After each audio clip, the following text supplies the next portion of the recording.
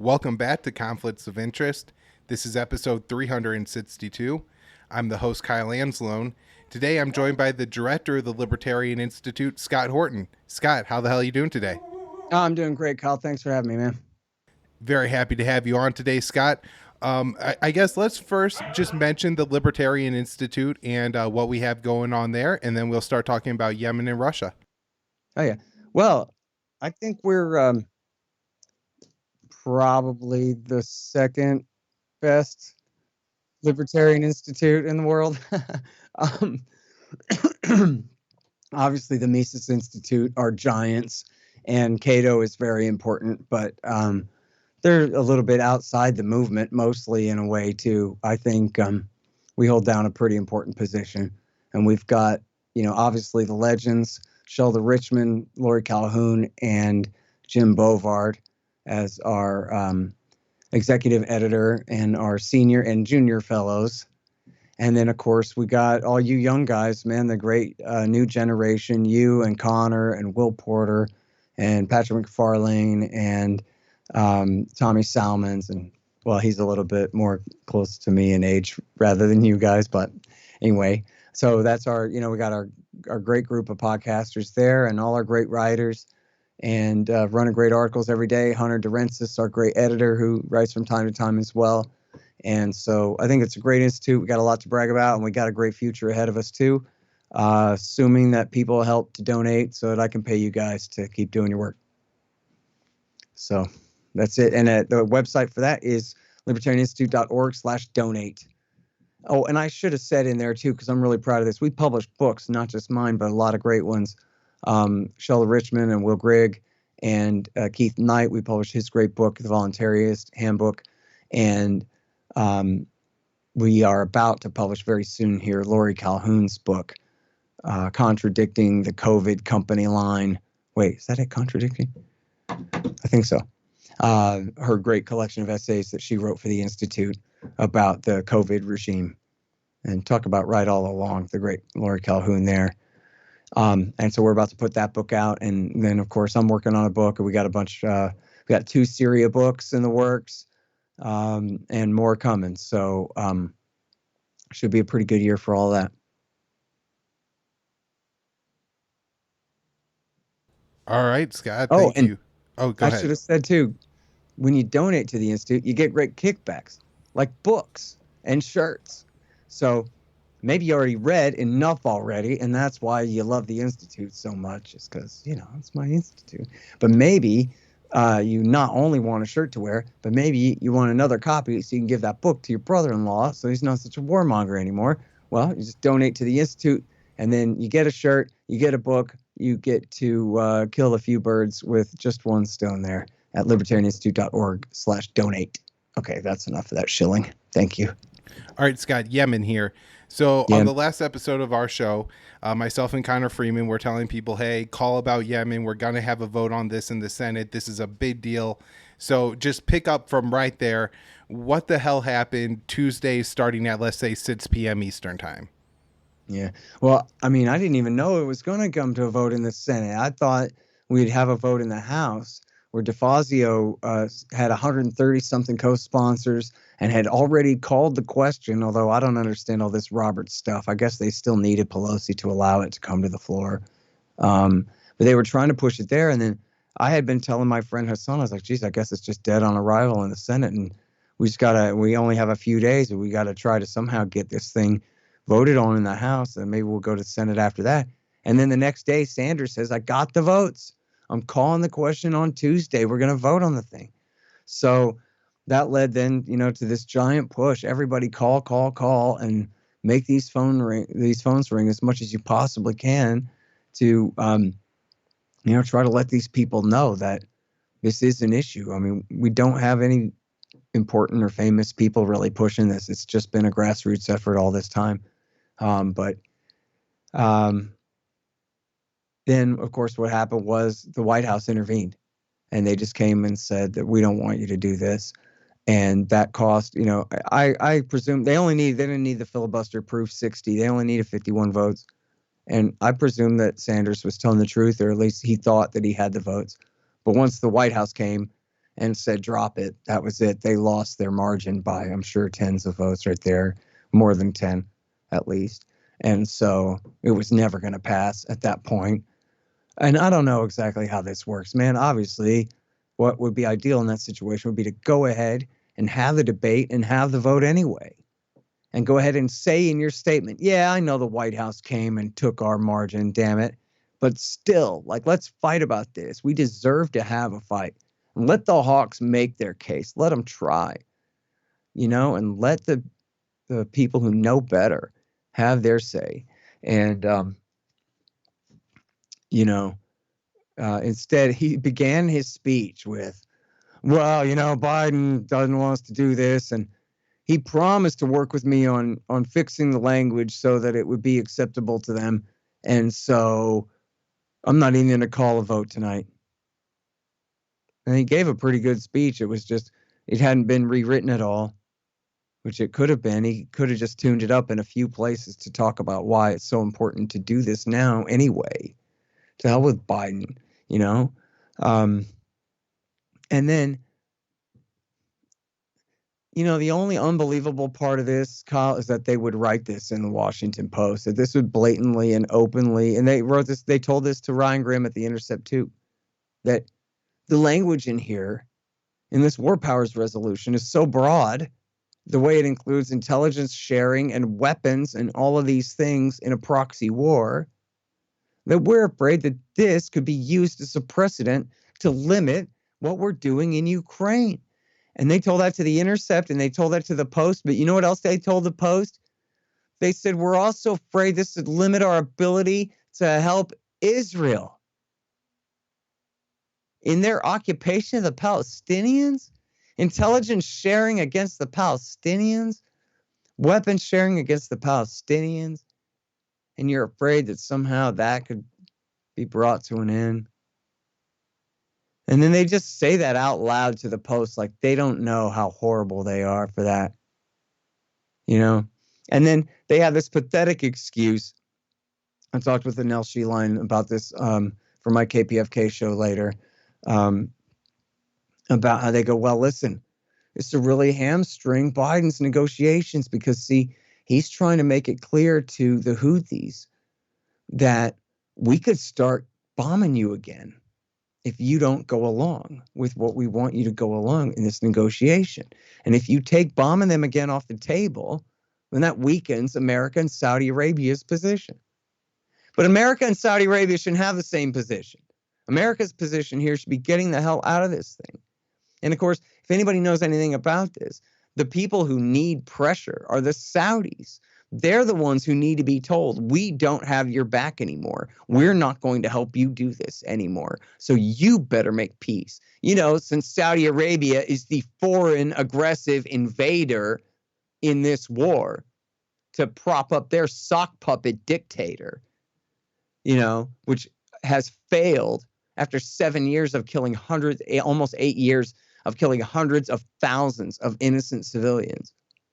But that's the Democrats' position, is no, this would take away our leverage against the Houthis, when what we need, of course, is leverage against the Saudis.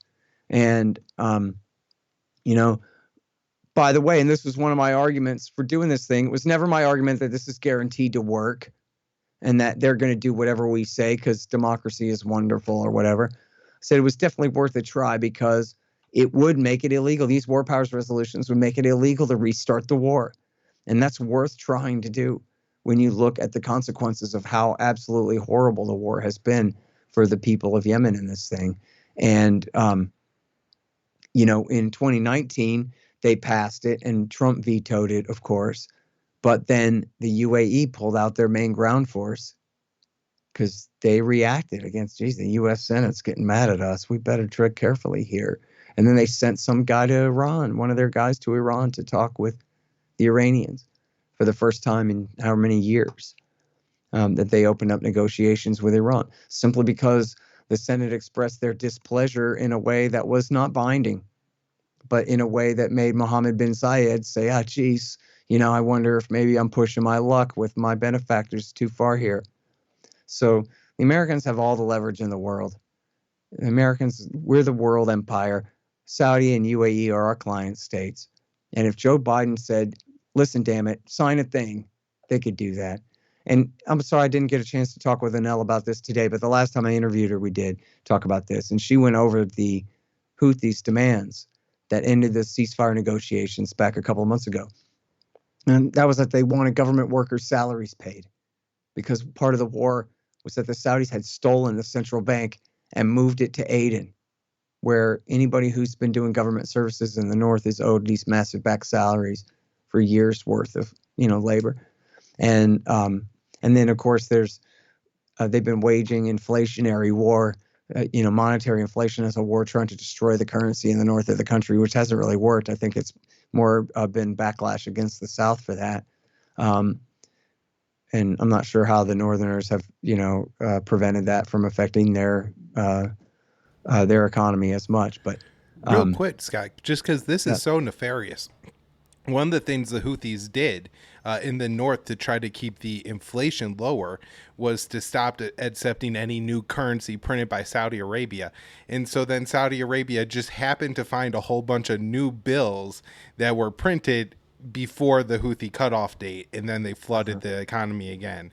And so, just stuff like that. It's so nefarious. I'm sure, that upends the entire economy for the 80% of the Yemeni population that live under the Houthi rule, who now, have their currency devalued by 10% or something. Yep. And look, and that ought to be a lesson for Americans too. That's right. Inflation is a tool of war, right? There's an Immortal Technique song like that, where he talks about invasions and monetary inflation.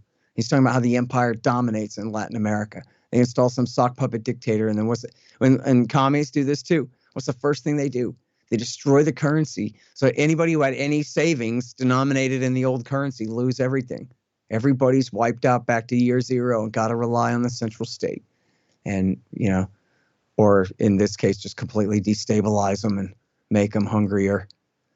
But yeah, look, it's a real tragedy, and I know one of the worst tragedies of this war is that the American people, by and large, don't know anything about it, and that's because of the media is so bought and paid for in this country by the military-industrial complex and the banks and all the interlocking boards of directors and all of these things with the politicians too, and of course, especially since the advent of Trump, where you have the news agencies just outright employing so many people from the FBI and the CIA and so forth.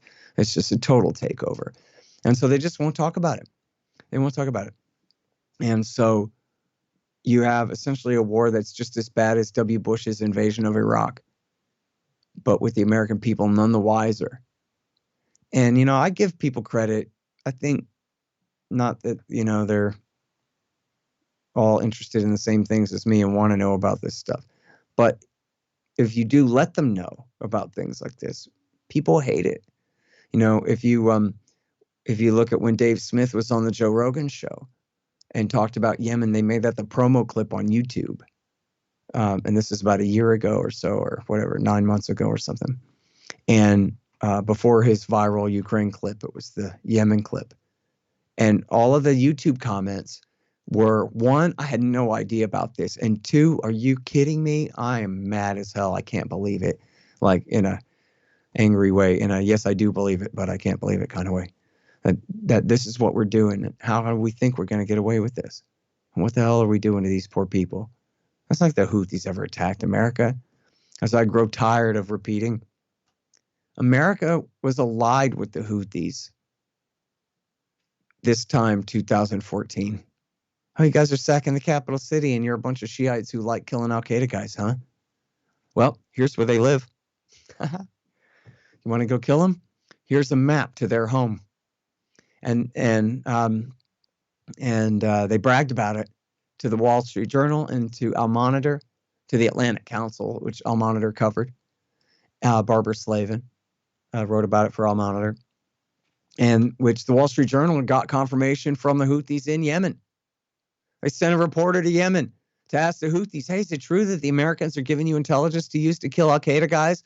And the Houthis are like, yes, and tell them that we really appreciate it. We're doing a great job killing Al-Qaeda guys for you. This is a partnership that could last. And then 2 months later, America stabbed him in the back and took Al-Qaeda's side against him. The guys that bombed the Cole, the guys that helped to coordinate the September 11th attack on the United States, the guys that did the Charlie Hebdo attack, tried to blow up a plane with the underpants bomb over Detroit 2009. And we've been fighting for them ever since. And that sounds like it ain't true, but it is too. And Senator Chris Murphy tweeted out a thing about this on Tuesday.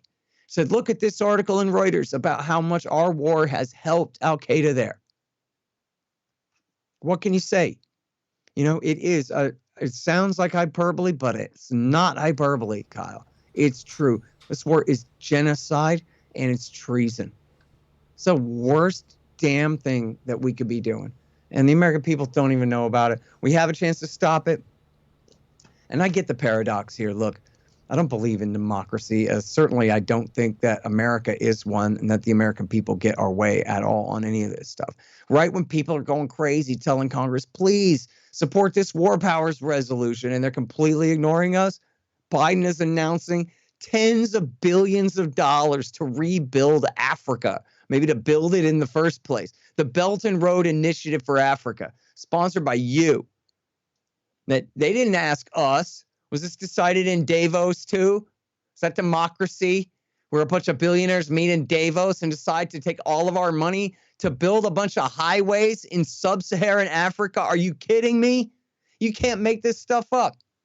So, I don't believe that they care about us. I don't think that this works.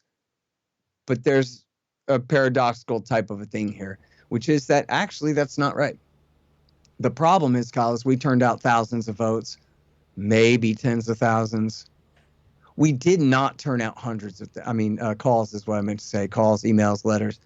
We did not turn out hundreds of thousands, and we did not turn out millions, and we did not hold a giant protest outside the Capitol demanding they end the war in Yemen, and we didn't have a single famous person. We didn't have a single character on TV, cable news. Kennedy, Lisa Kennedy, Montgomery, God bless her. I don't even believe in God, but bless her. She lets me come on every couple of weeks and let me talk about Yemen 2 or 3 times on there. And that's probably the most anybody got to say about it on TV. Rogan let Dave Smith talk about it a couple of times, but that's it. And unless we have huge rock stars, unless we have huge movie stars, unless we have, real important politicians, and I do blame Rand. I know I'm being too hard on him. I'm very schizophrenic on Rand Paul. I'm very right brain, left brain on it. I don't know what it is.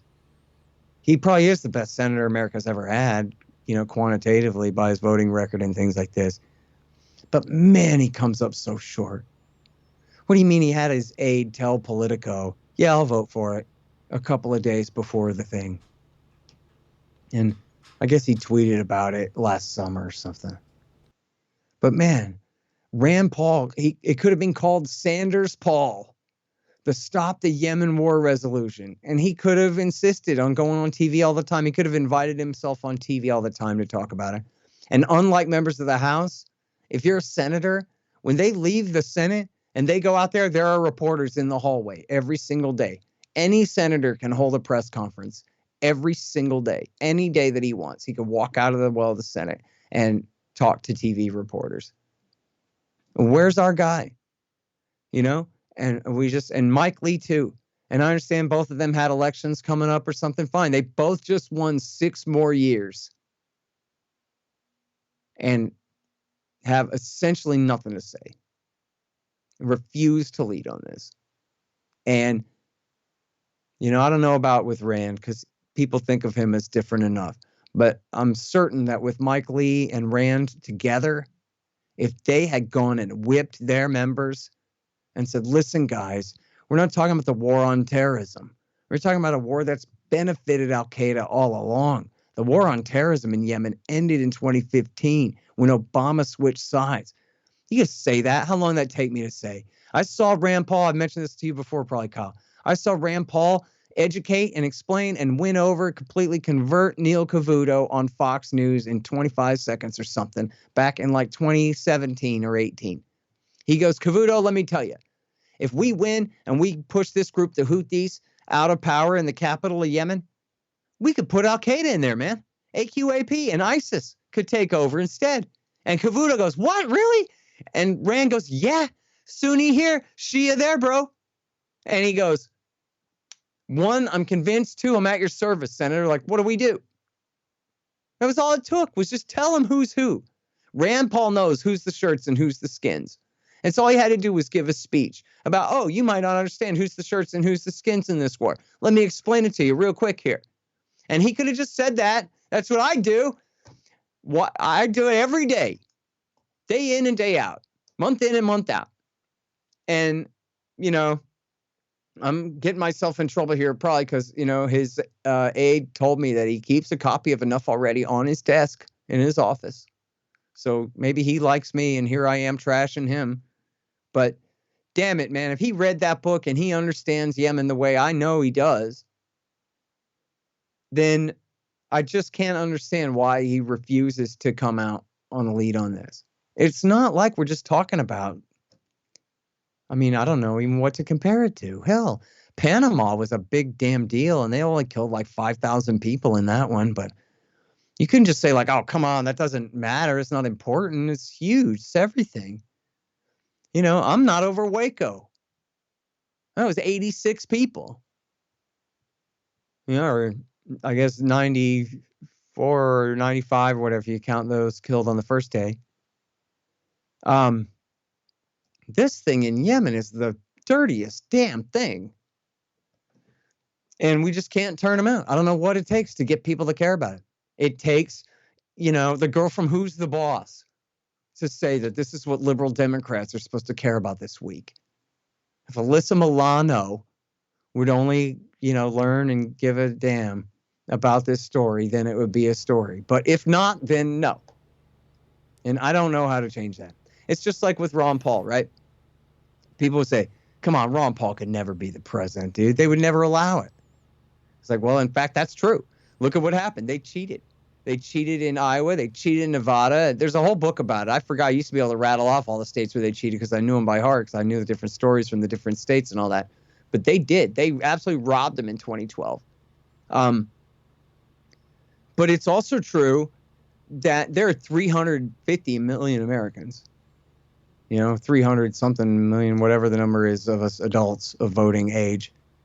And if the American people just insisted like, oh no, screw you guys, we want this guy to be our president, then they would have had their way. There'd have been nothing they could do to stop it. Republican primaries, we'll all sign up for them and vote in them. That's what I did. That's what Americans could have done and didn't. They didn't. We needed tens and tens and tens of millions of them. And they wouldn't do it. And Garrett Garrett said the American people have never been given a choice between Republican empire. All right? It's always, you know, Wilkie versus FDR or Dewey versus Truman. And we're just stuck, you know, with two horrible imperialists. Well, here it took generations to go by. And finally we have Ron Paul runs on an explicitly, you know, republic, not empire platform. The Constitution, none of this. And they told him no. They couldn't be bothered. And to their credit, Kyle, they voted for Barack Obama because he looked and seemed on the surface like he was the opposite of W. Bush. We're really sorry. Geez, we even re-elected W. Bush? Oops. Tell you what we'll do. We'll nominate a black liberal Democrat from Illinois who's got two names that sound like our enemies, right? Osama and Hussein right there in his name. We'll do that, and then that'll let you know what kind-hearted PC people we are and how, like, yeah, we realize that maybe we overreacted to that whole September 11th thing and maybe shouldn't have killed so many of you and this kind of thing. But the thing was, the guy that was the true opposite of W. Bush was the guy that looked just like him, right? The little white guy, Republican politician from Texas. And he was the one that, on substance, he was the real opposite of Bush, but he was running in Bush's same party against his entire legacy at a time when it was really hard to get that to take. And then for people on the left side, you know, I mean, liberals and progressives and Democrat voters, there's no way that they were going to turn away from the feel-good, progressive, half of a clique to the left of Hillary Clinton, handsome black guy from Illinois, They're going to turn their back on him to vote for a guy who's all substance, but on the surface is exactly the same as Bush. There's just no way in the world it was ever going to work. So almost one of the only reasons I would believe in religion, I wouldn't really believe, I don't think, in like God and Jesus and stuff as much as like Zeus and all them on Mount Olympus just playing tricks on us and just jerking our chain around all the time. That sounds more plausible to me. Like, hey, you want Ron Paul to be the president? Nope, can't have him. You get Donald Trump. You get Barack Obama and Donald Trump. I guess, the amazing thing here, though, is, Scott, is there's really not a counter. I mean, there's Nikki Haley, there's John Bolton, there's Mike Pompeo, but that's really it. I've never met an American who's invested in the war in Yemen. I've known maybe one person who's ever said anything about, like, Iran when it comes to the war in Yemen. A couple of people on Twitter, but very rare. And I just figure they're Israeli robots. I don't even assume they're real humans. Right.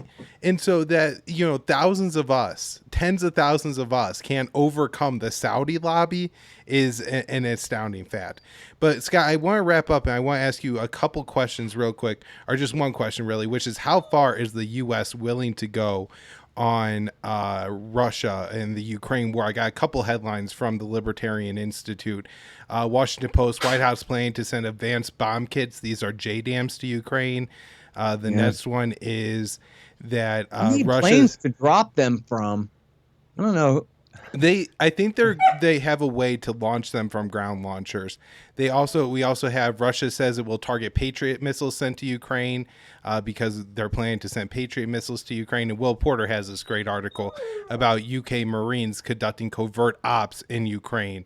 And this is from the Times of London. So Scott, just how far are they willing to go here? Well, and look, the Times of London, of course, had that piece about them, America giving the green light for Ukraine to hit Russia with drones 400-something miles inside Russia. It's unbelievable.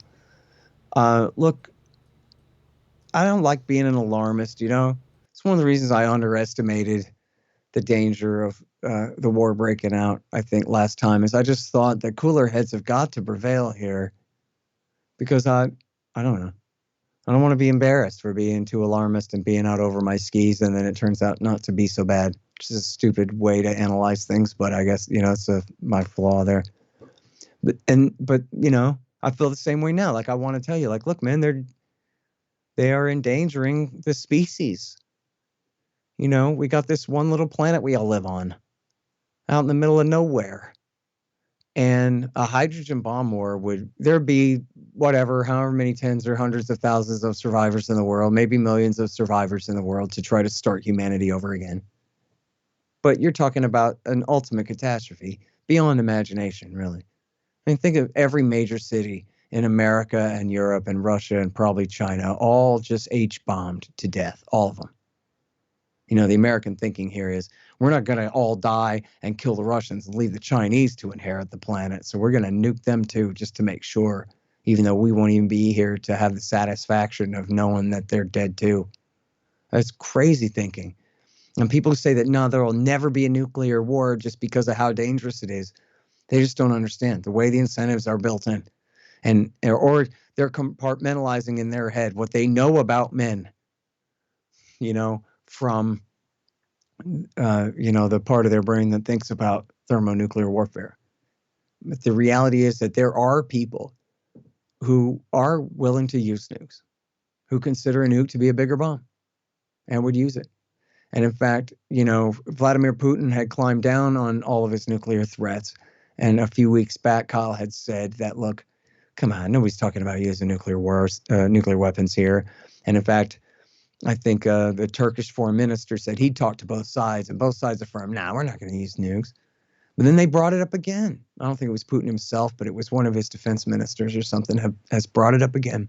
And the way I look at it is we have an unstoppable force versus an immovable object in this war. And I don't know all the troop strengths exactly and what, but it seems to me like the Russians have this huge advantage in manpower and equipment and artillery and all of this stuff, and that more or less time is on their side, versus a defensive army that has everything at stake. There's absolutely high morale, willing to fight to the death against a foreign invader, and backed and armed and financed by the wealthy Western powers with all of their sophisticated gear, as you're showing here, who keep upping the ante over and over again. If what we're giving them isn't enough, we need to give them more, and this kind of thing.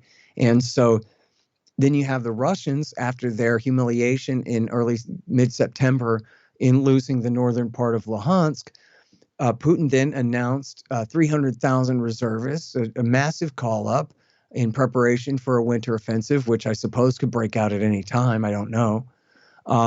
It's certainly a latent threat as we're recording this. And then he also officially annexed the 4 easternmost oblasts or provinces of Ukraine. And then announced, if you want any peace talks with me, they're going to have to begin with you recognizing my sovereignty over Kherson, Zaporozhye, as well as Donetsk and Luhansk, all of them, which are not under his control, but he's throwing his hat over the fence big time there, going much further than he had previously. And then you have the Americans saying, as long as it takes, as much as it takes, until the Russians are completely kicked off of every last inch of Ukrainian soil, and including the Crimean Peninsula, which is just, this is a recipe for nuclear war, dude. This is, look, it's a simple thing, right? Either one side has to lose, or they have to talk, or all sides lose. And